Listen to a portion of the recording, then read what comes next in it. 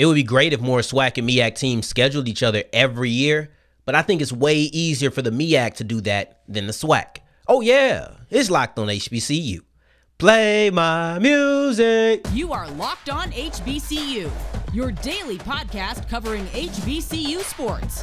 Part of the Locked On Podcast Network, your team every day.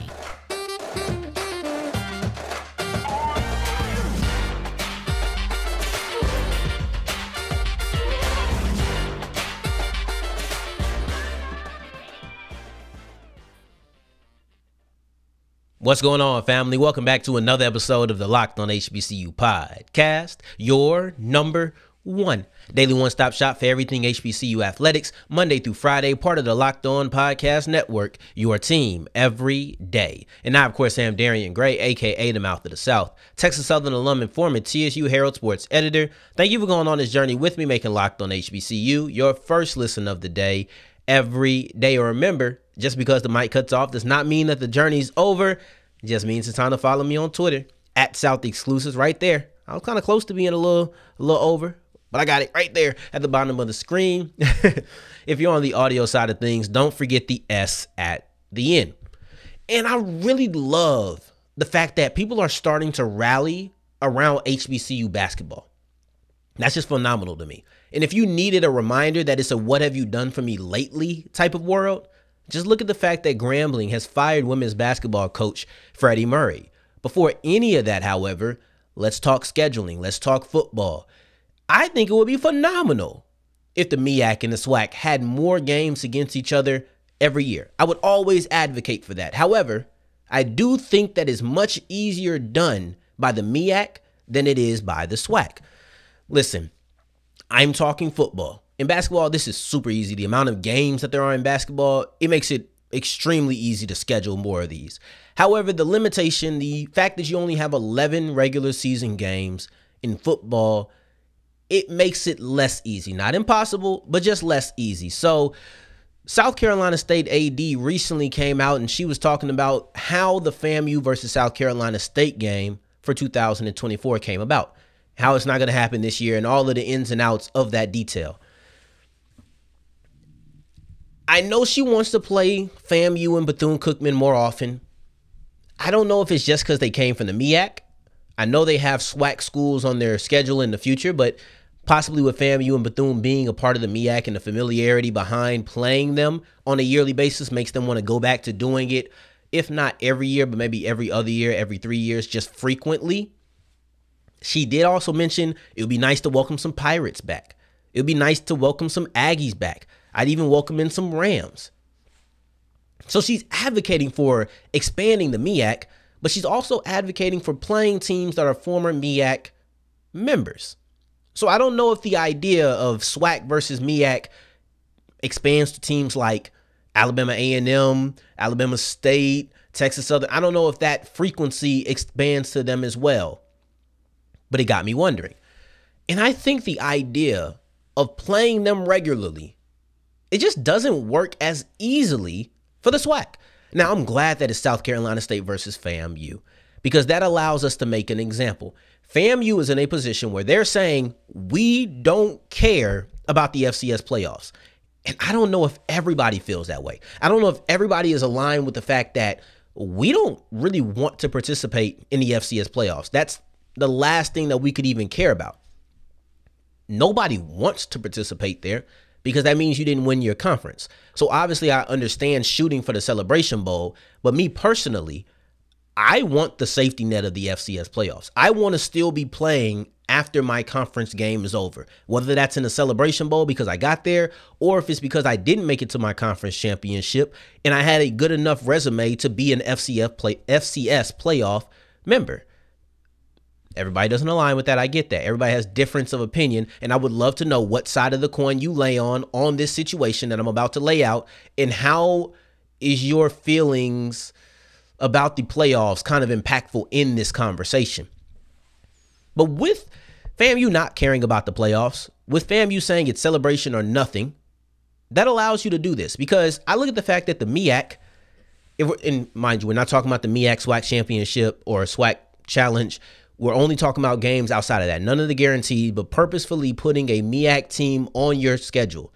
You don't have to be scared. I'm just telling you, I wouldn't do it because there's only 3 out of conference games that I get. There's more teams in the SWAC. The difficulty isn't scheduling it. It can get done. They got on the phone real quick and nearly knocked it out for 2023, but had to settle for 2024. They got on the phone with Alabama State and was like, we can't do it because of this reason. We got to push this into 2026. It's easy to schedule these games, but the decision to do it, I think it firmly depends on if you have any interest in having that fallback plan that is the FCS playoffs. Because for me, if I have 3 out of conference games, let's be real, one's going to be a money game. I might play my Clemson. I might play my LSU. I might play my big school within the state, unless you're Alabama, because we know that the University of Alabama does not schedule HBCUs. So unless that's the case, you might play a money game of some capacity. Okay, that's one of your out-of-conference games. Now, what if you have a rivalry game, one that you play every single year, or you just want to have an easy game? Because I know at TSU, we be having easy games for homecoming. Now, do I think these easy games are conducive to being in the FCS playoffs? No, I don't. But sometimes you might want to do it, and you can get by with one easy game on there. Now you have that 3rd spot. Are you going to spend that 3rd spot on the MEAC team? I'm telling you right now, me personally, I wouldn't. And that's because the chances are already slim that you're going to make it into the playoffs. Like, let's just be real about it. It's already kind of slanted. It's already in a situation where we know you're going to have to probably be really good. And I mean, not as far as a really good team, but better resume than some other people. It's the strength of schedule, strength of record, strength of victories, all of that, right? Excuse me. So knowing you're going to need to do that, I personally would schedule a opponent that is in a conference that is more respected by committees. And I know that's probably, I know that's probably not right. And I know it's like, man, forget what they want. But if I want to be in the playoffs, which I, Darian Gray, the mouth of the South, do want to accomplish, I want to be in the playoffs, I'm going to do all the things that I feel necessary to make sure that I can get in there. Of course, I always want to win my conference. Of course, I always want to win the SWAC. I always want to make it to the Celebration Bowl because that means I won the SWAC. But I like to have a plan B in this situation. I've said it before and I'll say it again. Plan B is the only reason I do this. As soon as I get to the point where I'm like FAMU and I'm saying I don't really care, I don't really want to be a part of the FCS playoffs. That doesn't intrigue me. The idea of being there doesn't intrigue me. I'm going to schedule myself the way I want to schedule myself. And if they want it, if they decide at the end of the year I am a playoff team, so be it. Then I'll say, you know what? Give me all of the MEAC teams. Matter of fact, put me on a rotation. I'm going to run through all 5 of the MEAC teams, or excuse me, all 6 of the MEAC teams. And then I'm going to play Hampton. Then I'm going to play North Carolina A&T. Then I'm going to play Tennessee State. I will play every single non-HBCU, or excuse me, non-SWAC HBCU that I can once I decide that the playoffs are something I have absolutely no interest to play in. See, the MEAC, you only got 5 conference games. So you have 6 out-of-conference games. Yeah, you can play a Campbell and then play an Alabama A&M, then play a money game. You can play 2 money games. That's only 4. And then you can play a D2 team if you wanted to. That's 5. You see the flexibility that you have? Now, of course, they come with its own detriments because you have to actually set all of those up and things of that nature. But when it comes to playing SWAC teams, you have more mobility. There's not a decision that needs to be made. I'm not slighting anybody who decides to play a MEAC team. I love it. I would love if we were to play each other more often. I genuinely would. I want my Tigers to be in the SWAC MEAC Challenge. We've never been a part of that. I would love to see that competition. Don't let that ever be lost in this conversation. But if I'm talking about postseason aspirations, I just don't know if scheduling a MEAC team maximizes my ability to be in the FCS playoffs. So once again, I'll ask you this question. Where do you lay on this? If you're a SWAC team, would you schedule more MEAC competition? And if you would, or if you wouldn't, I just want to know, what does your feelings about the FCS playoffs play a part in this? Do you not like the playoffs, so you're more willing to schedule more MEAC teams? Do you want to be in the playoffs, so you're not willing to do that? Or maybe you just are somewhere in the middle. Maybe you have that flip-flopped. Either way, leave the comment below. I really want to know how you guys think about this because this is so interesting to me. Don't be mean to me now. All right, I know I said I don't want to play, and it's like, man, HBCU unity, all of this X, Y, and Z. I stand for all of that, but I also stand for the playoffs. And if I can work my way to do both, because it's possible. FAMU did it 2 years ago. If I can work my way into it, I would. But I understand that maximizing my chances to be in the playoffs probably means playing a team like Campbell, playing a CAA team, playing some other school that's not in the MEAC, because I know how the committee looks as both the SWAC and the MEAC as kind of lesser conferences at times. So I got to go up. Sometimes you got to do what you got to do. If you needed any other reminder that it is truly a what have you done for me lately type of world, just look at Freddie Murray. He's been fired as the Grambling State women's basketball coach.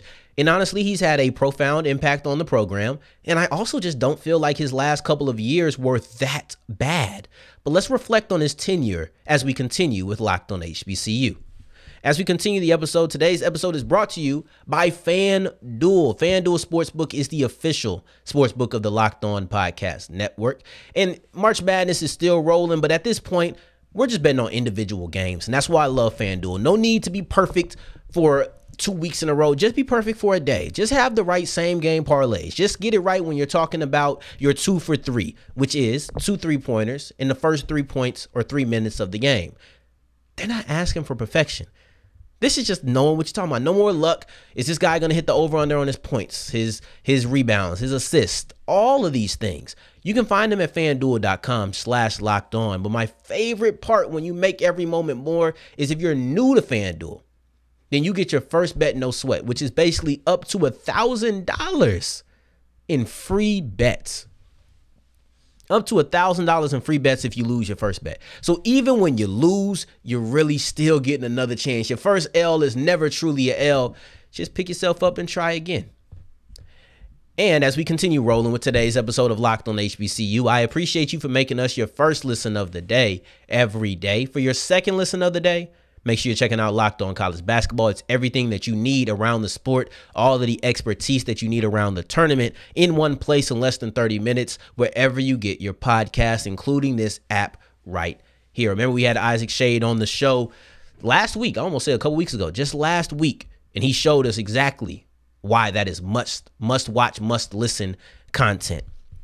I would love to reflect on Freddie Murray's time at Grambling State, because to me, his firing is a great example of it's a what have you done for me lately type of world, right? And I know we're just talking about sports, but that's true everywhere. Yeah, you were great in X, Y, and Z, but what have you done for me lately? What have you done for me in the last 2 years? And honestly, I don't even think he's been that bad in the last 2 years, but I think they just wanted a new direction. They just wanted a new direction when talking about him. And if you're looking for what I think, A, is the positive memory when talking about Murray's tenure, I also think that this is the lasting impact of Freddie Murray. It's the fact that the duo of Murray and Shakyla Hill revitalized Grambling women's basketball.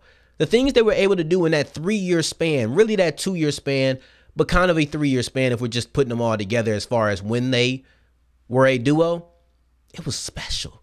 I don't know if you are actively on Twitter. If you are, follow me on Twitter at South Exclusive. Don't forget the S on the end if you're on the audio side of things. Also, subscribe to the newsletter. But if you're on Twitter, follow me. But there's this video that probably a couple of months ago, and you still see it occasionally now, that was really floating around. And it was of Vince McMahon, the former chairman of the WWE. And he was talking about somebody. I don't even know who he was talking about. But he's like, the guy was special. He was special. And that duo, those 2 years, the first and second year that these two were together was special. You look at 2016 to 17. That was the year that Coach Murray came in as an interim head coach. He came in midway through the year. Grambling was able to rattle off 10 straight victories, won 11 of their last 12. Hill was a first-team all-SWAC player, and they were able to be co-champions of the SWAC. And they were actually the #1 seed. They made it all the way to the SWAC title game. They lost in that game, but it was the first time that they'd even been to the title game in the last 17 years. So basically since 2000. And because they won the regular season title, they didn't win the tournament, but because they won the regular season title, they now got to be a part of the WNIT. And they won a game. They knocked off Ole Miss. This was a special season. It was the first year that Freddie Murray was the head coach. He was a part of the staff the year prior. So he's been with Hill he was with Hill her entire time at Grambling, but he was her head coach sophomore through senior year. So now you go through the WNIT, you win a game, you lose the next one, you come back in the next year. Of course, people are high on you because you're returning Shakyla Hill, you're returning your coach, and he was an interim. We know he's going to get picked up, no doubt about that. The next year, what do? You win the whole thing. You win the SWAC, not the NCAA tournament. Come on, guys. I think that would have been a story every single time if that was the case. But you win the whole thing when talking about the SWAC. And I'm not just talking about the regular season. You win the tournament. That means you're in the NCAA tournament.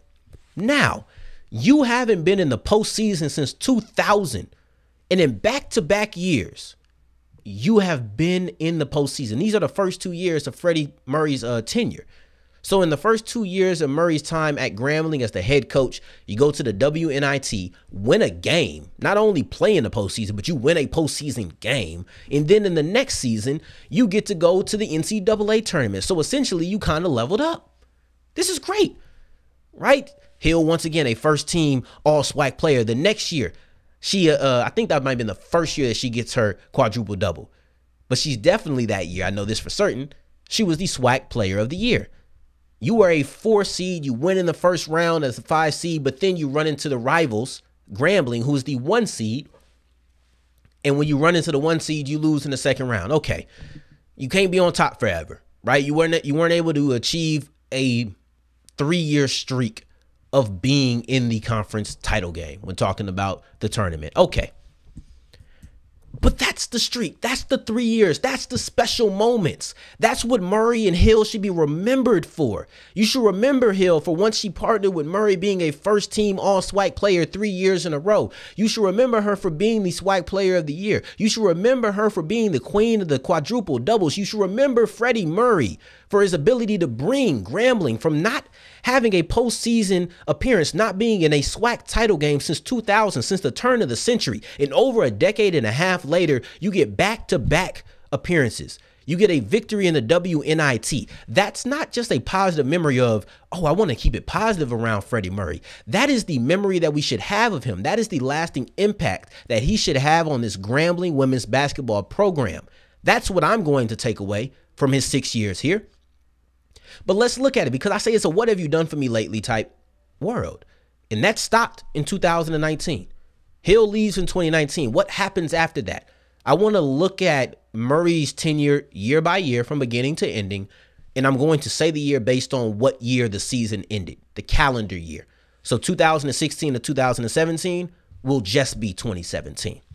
So 2017, you come in as an interim coach, win 10 in a row, 11 of the last 12. You make it to the title game. Beautiful. Next game, then you go to NIT. We know all of that. 2018, you win the SWAC, make it to the NCAA tournament. 2019, you were the 4 seed and you win a game. So you win a tournament game. 2020, terrible. That's the first year without Hill. Was not a good year, admittedly, right? But then you look at the next year. You're a 5 seed, win a tournament game. You come in 2022 as a 7 seed, but you knock off the 2 seed. So you pull off one of the biggest upsets that somebody can pull off in the first round. Now this past year, because that's 2023, you're looking at an 8 seed and you lose in the first round. So that's 2 title appearances, 2 postseason appearances, 2 seasons in which you're the middle of the pack, but you still win a tournament game, 2 seasons that are poor, right? You have a terrible year in 2020. 2023, you're an 8 seed. You lose the first game. And then you have 1 year where you had a rough regular season, but you pull off a great upset in the tournament. Now, we just seen how Juan Dixon pulling off upsets means nothing. So I guess in a way, this is very similar to the Juan Dixon Coppin State firing. And that's not in my notes. That's just something I just thought of off the top of my head. Clearly, Murray's the same way.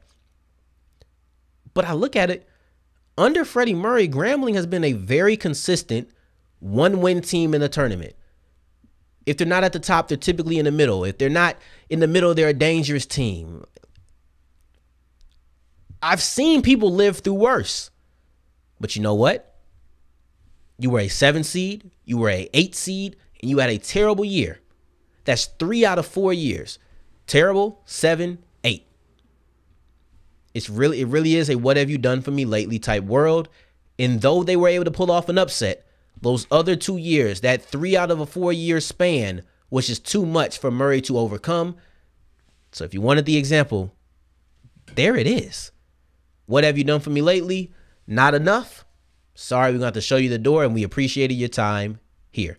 Going forward, we're going to keep it on HBCU basketball because everybody seems to be rallying around the sport right now. It's interesting to me, and it's something that I really do like, but I'm not going to overemphasize what's really going on as we continue with Locked on HBCU. And as we're wrapping up today's episode of Locked on HBCU, I appreciate you for making us your first listen of the day every day and also making it to the end. Thank you 2 times for that. I really do appreciate it. And I like the fact that people are clamoring and they're rallying around HBCU basketball. That's something that I'm a fan of. And on yesterday's episode, we talked about Dr. McClellan and his comments on why the SWAC isn't a 2-bid conference and why they're an automatic qualifier only conference. And it wasn't to, pour rain on the parade or anything like that. It wasn't any of that. It was more so the fact that you've talked about it, and there was a pressure to answer this question. I don't think this is something he's just up and talking about if nobody else is talking about it. But the fans, the alumni, we made it such a conversation point that the commissioner of the SWAC had to speak on it for his conference specifically. But it's a conversation all the way around, and I enjoy to see it, not because I'm a big basketball head, but because it's a change of pace. This is so different. And I'm not saying that basketball all of a sudden is going to be top tier, top number 1 or something like that. I wouldn't even call it a shift of something that's permanent. That doesn't even really matter to me. It's the fact that in this moment, it's a change of pace from what I typically see. Now, football is king. Football is 100% king, and those who don't agree are typically big basketball heads. And I will admit that I am probably slighted in that because I am a big football head. But the truth of the matter is that football is king. And we talk about this in the Locked On group chat. A lot of schools' identities are connected to their football program. There's nothing wrong with that.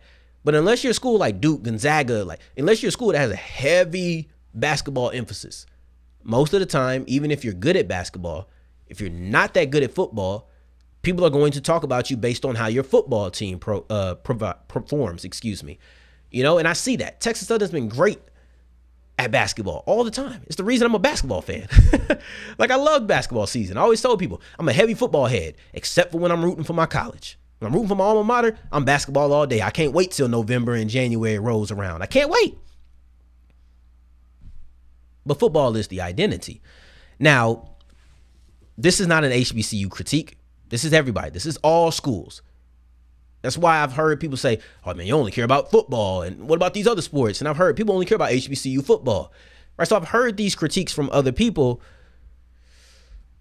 Matter of fact, I think HBCU Game Day, Stephen Gaither, he said something that's not exactly on this point, but he was talking about how controversy sells and about how you have a controversial topic. It's typically about Deion when he says it.